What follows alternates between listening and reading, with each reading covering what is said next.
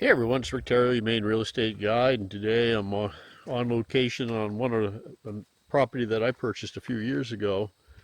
I haven't had the opportunity to get out here for a couple of years. I just wanted to check on it. It's just undeveloped land. I've got two riverfront lots up here in the Haynesville woods area, and a couple of years ago when I purchased my forestry mulcher for my tractor, this was one of the properties I had in mind to come and put it to work. So I'm kind of out here on a scouting trip.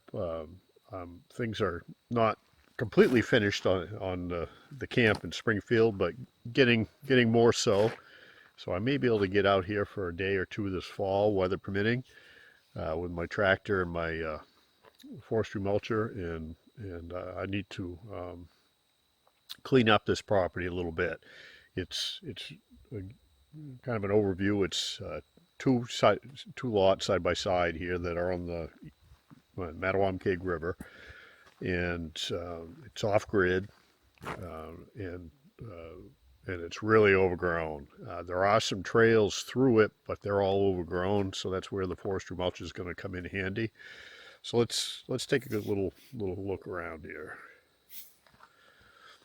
So this is the road that comes in. It's just a seasonal gravel road. There's no road association or anything out here, so you don't get out here in the wintertime unless you snowmobile or snowshoe in.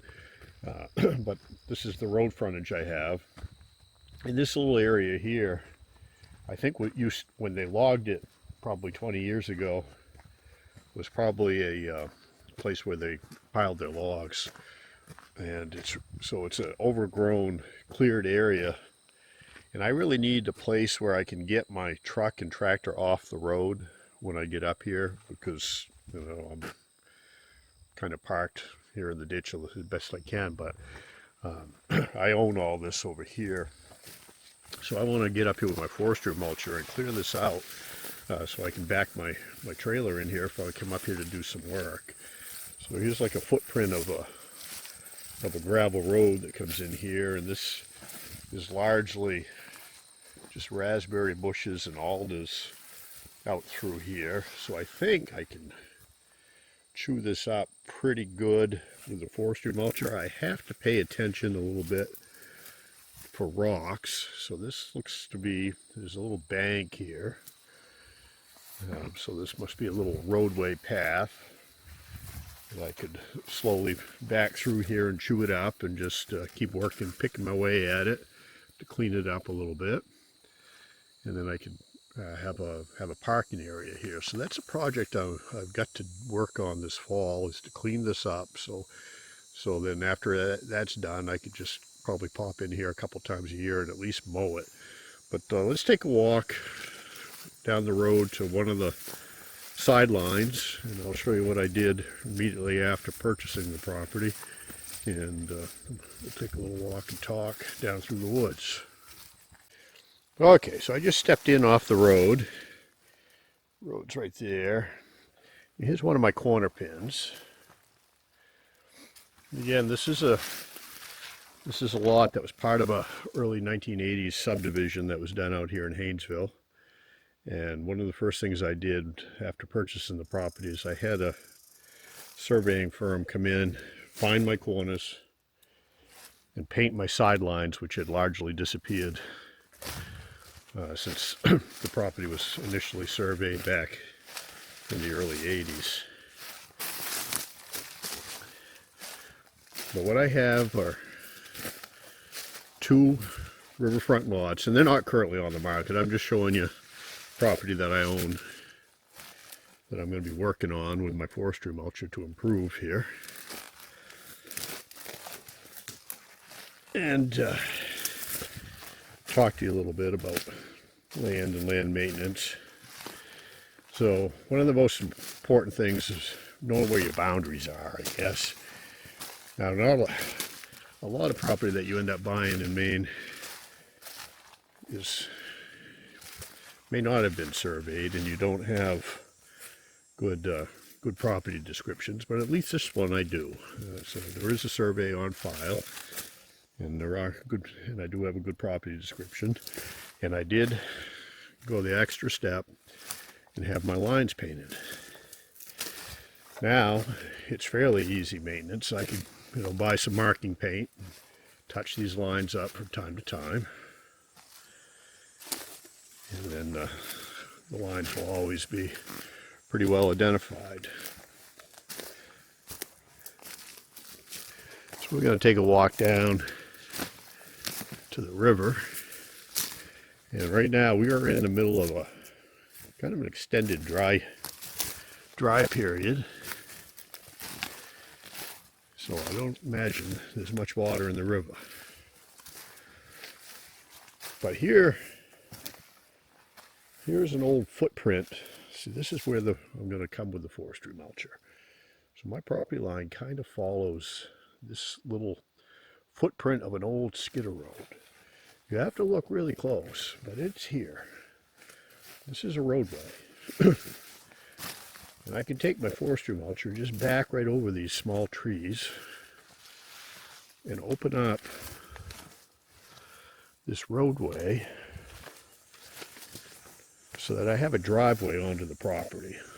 So the first thing I need to do in my next step of developing this piece of ground is improve the access to the waterfront. And I got to do that by having a driveway built. So I'm going to do as much of the work of myself that I can. So I've got my tractor, my forestry mulcher, my chainsaw, wood chipper. So I should be able to clear this trail down to the river. And then I'll probably hire a guy that's local up here that has access to a gravel pit to come in and actually build up a reasonably good driveway, because currently there is not one.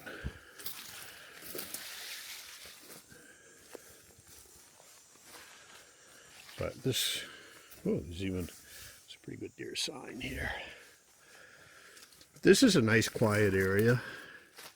See, here's that roadway, and I should be able to back that forestry mulcher right through this mess. It's going to take me a while.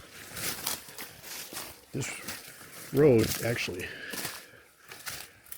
which is kind of nice, largely follows this property line, which will do two things. One, it'll give me good access to the property. And two, when I want to freshen up my property lines, I don't have to go through all these bushes. I can just walk down the road. But I got to do that. Just clearing this roadway and improving the access to the property is going to be a major step forward in making the property more marketable should I decide to sell it down the road, or if I decide to build a camp on it.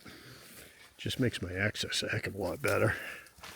So if I need to get materials delivered to the job site, I can get them delivered to the job site.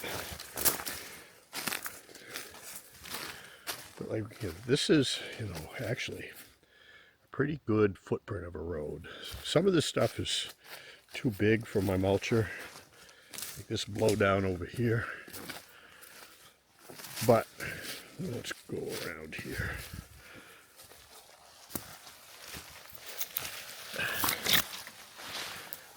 I'll have to cut that out of the way with my chainsaw and then just move it. But this stuff here I should be able to just drive real slow and open this up pretty good with that mulcher.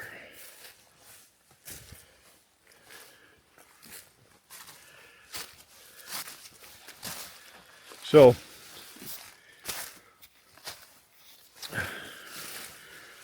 real property is described as land beneath your feet, and any improvements or attachments that are created above it, like a house or a cabin. The good thing about the land parcel is even if you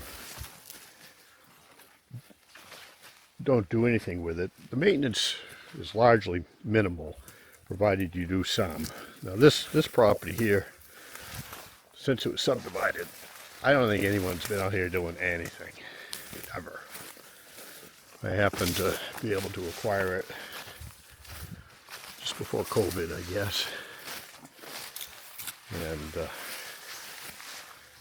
I'm probably, other than the surveyor that I had come out here and mark the lines, the last person to walk on it. But it's a nice level piece of ground. You know, it was logged, so you don't have a lot of timber value on it. These were subdivided as, you know, recreational lots on the Mattawamkeag River. And this section of the Mattawamkeag is really, for all intents and purposes, a free-flowing trout stream. Although this time of year, during this dry spell, there's not much in the way of water there. But in the springtime, it's a pretty decent place to come. Oops. And look for a brook trout. And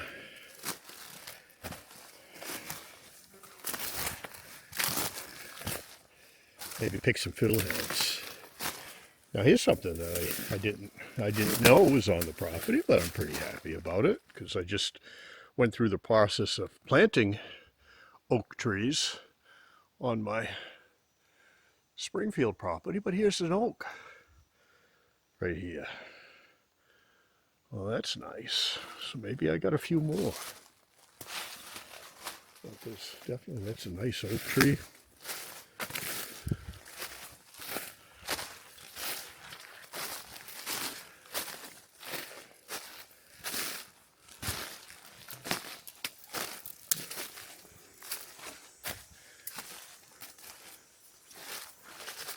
But yeah, when they logged this, I mean, they took most of the major timber value off the property, 20 plus years ago.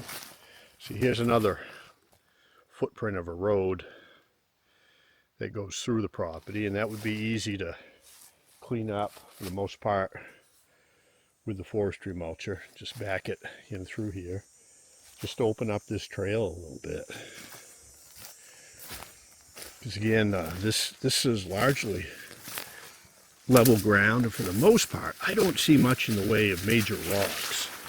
You know, forest mulch is pretty tough, but big rocks are hard on those carbide teeth that are installed on that machine for chewing up the small saplings and whatnot. It takes up to I think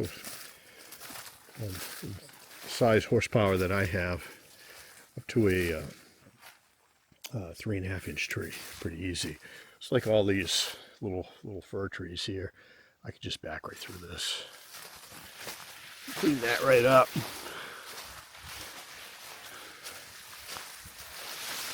And we're back out to my line here. And this goes straight to the river. So let's head down.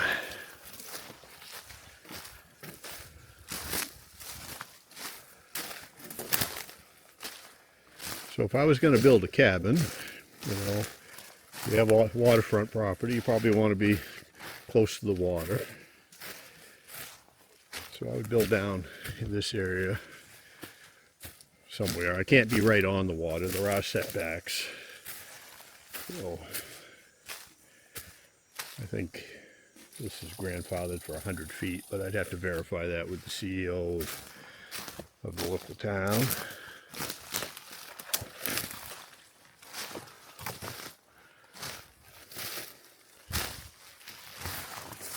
There we go.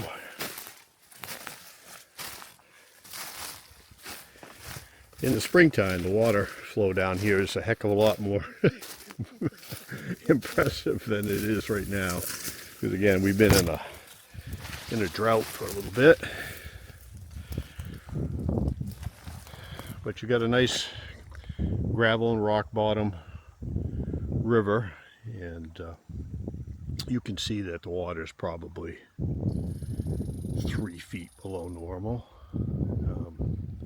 So normal flow, you could put a canoe in here easily and paddle up or down the river looking for brook trout or what have you, but it's a real pretty spot.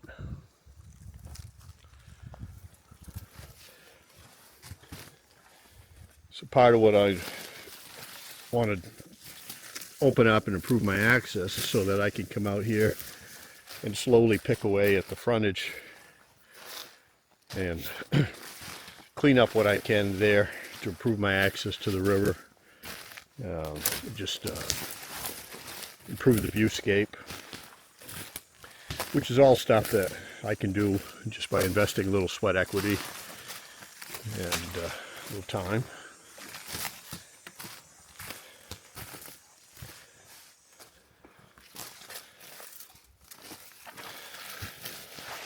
But let me put this camera around.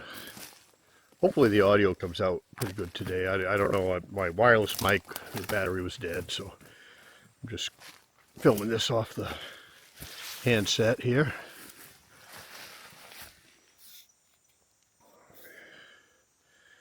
But you can kind of see, get a sense, this is relatively level ground. So once you get, all these blowdowns and stuff cleaned up and improve your access, and build a better driveway into the property, it's really an attractive piece of ground. And this is an off-grid location. My deed gives me the right, my right-of-way specifies that I have the right for access as well as running utilities, but there's never going to be utilities out here. We're about, well, I guess they could run them. They'd have to come from Haynesville and come across someone else's property. You'd have to have a utility easement on someone else's ground, because the roadway in here where I access Route 2A is, there's no power lines there, none, and there never will be, because to access this property you have to come through Forkstown, and Forkstown has been uninhabited since like 1901. It used to be a little lumber community. Now it's a ghost town, other than a few people that live off-grid. So this is an off-grid recreation area.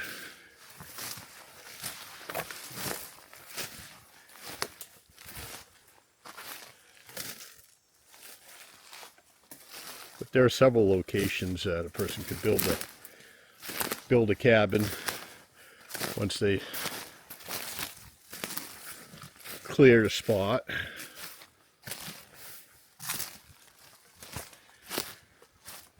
And if you do a good enough job, you could dig a well or drill a well out here and have a year-round cabin, or you could pump water from the brook and have a seasonal